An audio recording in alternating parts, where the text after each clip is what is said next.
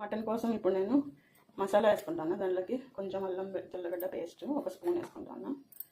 కొన్ని ఆనియన్స్, ఒక చిన్నది ఒకటి ఆనియన్ వేసేసుకొని కొత్తిమీర కొంచెం వేసేసుకుందాం.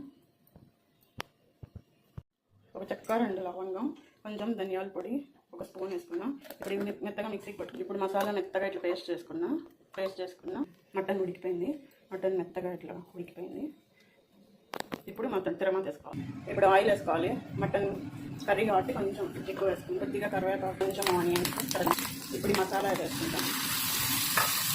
ఇది మసాలా బాగా వేగింది. ఇప్పుడు దీంట్లో 2 స్పూన్స్ కారం వేసుకుంటాను.